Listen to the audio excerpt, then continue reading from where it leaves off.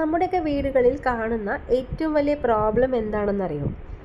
അതായത് ഇപ്പോൾ രണ്ടുപേർ കല്യാണം കഴിച്ച് കഴിയുമ്പോൾ അവർ തമ്മിലുള്ള ബോണ്ട് എന്ന് പറയുന്നത്, അല്ലെങ്കിൽ അവർ തമ്മിലുള്ള സ്നേഹം എന്ന് പറയുന്നത് വളരെ കൂടുതലായിരിക്കും. എന്തിനും ഏതിനും ഒക്കെ ഭയങ്കര സ്നേഹത്തോടെയും കെയർ ചെയ്തിട്ടും പാഷനേറ്റ് ആയിട്ടും ഒക്കെ അവർ സ്നേഹിക്കും.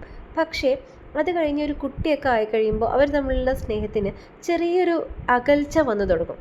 അതിൻ്റെ ഏറ്റവും പ്രധാന കാരണം ഈ കുട്ടികൾ തന്നെയാണ്. എന്ന് പറഞ്ഞ് കുട്ടികൾ വേണ്ടാന്നല്ല കേട്ടോ.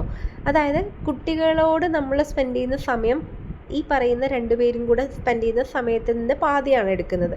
അപ്പോൾ അതുകൊണ്ട് തന്നെ കുട്ടിയായിട്ട് കൂടുതൽ ഇഷ്ടക്കൂടുതലും ഒക്കെ വരുമ്പോൾ മാക്സിമം സമയവും അവിടെ തന്നെ ആയിരിക്കും നമ്മൾ സ്പെൻഡ് ചെയ്യുക. ബാക്കിയുള്ള സമയം വൈഫിന് കൊടുക്കണം അല്ലെങ്കിൽ ഹസ്ബൻഡിന് കൊടുക്കണമെന്ന് നമ്മൾ പൂർണ്ണമായും മറന്നു പോകുന്ന ചില സാഹചര്യങ്ങളുണ്ടാവും. അല്ലെങ്കിൽ ഇപ്പോൾ ഉറക്കമില്ലാതെ ആയിരിക്കും ഒരു വൈഫ് എന്ന് പറയുന്നത് കുട്ടിയെ നോക്കുന്നുണ്ടാവുക. രാത്രി മുഴുവൻ കുട്ടികളെ എണീറ്റിരുന്ന് പാല് കൊടുക്കലും അല്ലെങ്കിൽ ഇപ്പോൾ ഡയപ്പർ ചേഞ്ച് ചെയ്യലും, അതും അല്ലെങ്കിൽ വേറെ ഇപ്പോൾ അസുഖങ്ങളൊക്കെ വരുന്ന സമയത്തും ഒക്കെ കൂടുതൽ സമയം കുട്ടികളുടെ കൂടെ രാത്രിയും ഒക്കെ ഭയങ്കര ഹെക്റ്റിക്കായിട്ടായിരിക്കും അവർ നിൽക്കുന്നുണ്ടാവുക. അപ്പോൾ ഇതെല്ലാം കഴിഞ്ഞ് കുട്ടികൾ കുറച്ച് ഒരു ടോഡ്ലർ സ്റ്റേജിലെത്തി, കുറച്ച് വലുതായി മനസ്സിലാവുന്ന സ്റ്റേജിലെത്തുമ്പോൾ ഈ അച്ഛൻ എന്ന് പറയുന്ന ആൾ അല്ലെങ്കിൽ അമ്മ എന്ന് പറയുന്ന ആൾ കുട്ടിയായിട്ട് മാത്രം ഒതുങ്ങിപ്പോകുന്ന ചില സാഹചര്യങ്ങളാണ് നമ്മൾ കാണാറുള്ളത്. അപ്പോൾ പലപ്പോഴും അച്ഛന്മാർ കുട്ടികളെ സ്നേഹിക്കുന്നതെന്ന് പറയുന്നത് ഭയങ്കര മാക്സിമത്തിലായിരിക്കും സ്നേഹിക്കുന്നുണ്ടാവുക. അതിൻ്റെ നേരെ പാതി പോലും വൈഫിന് കാണിക്കുന്നുണ്ടാവില്ല. ചിലപ്പോൾ പൂർണ്ണമായും അവഗണിക്കുന്ന ഒരു രീതിയൊക്കെ ആയിരിക്കും ഉണ്ടാവുന്നുണ്ടാവുക. നിങ്ങൾ ചെയ്യേണ്ട ഒരു കാര്യം എന്ന് പറയുന്നത്, നിങ്ങൾ കുട്ടിയെ സ്നേഹിക്കുന്നതിൻ്റെ ഒരു പടി മുന്നിലായിരിക്കണം നിങ്ങൾ നിങ്ങളുടെ വൈഫിനെ സ്നേഹിക്കേണ്ടത്. കാരണം എന്തെന്ന് വെച്ചാൽ ആ സ്നേഹം കണ്ടു വേണം മക്കൾ വളരാൻ.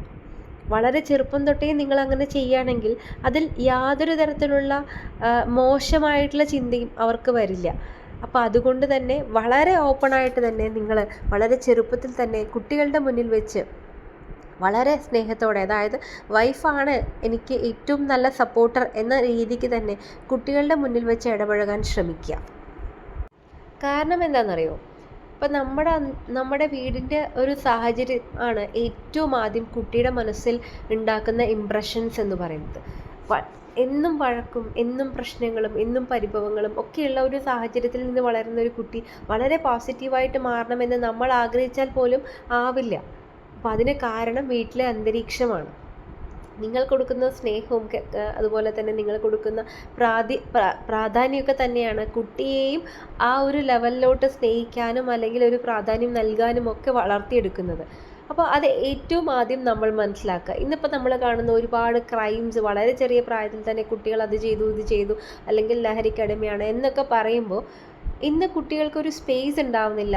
രണ്ടുപേരും വർക്കിംഗ് ആയിട്ടുള്ള പാരൻസ് ആയിരിക്കും, അല്ലെങ്കിൽ രണ്ടുപേരും കുട്ടികളെ മാക്സിമം ശ്രദ്ധിക്കാത്തവരായിരിക്കും. ഒരു മൊബൈൽ ഫോണൊക്കെ കയ്യിലുണ്ടെങ്കിൽ അവനവൻ്റെ ലോകം അല്ലെങ്കിൽ അവൾക്ക് അവളുടെ ലോകം എന്ന രീതിയിലായിരിക്കും ഇന്ന് കുട്ടികൾ വളരുന്നത്. അപ്പോൾ നിങ്ങൾ നിങ്ങളുടെ കുട്ടികൾക്ക് കൊടുക്കേണ്ട ഏറ്റവും പ്രൈമറി ആയിട്ടുള്ളൊരു കാര്യം എന്ന് പറയുന്നത് അവരെ നന്നായി ലിസൺ ചെയ്യുക.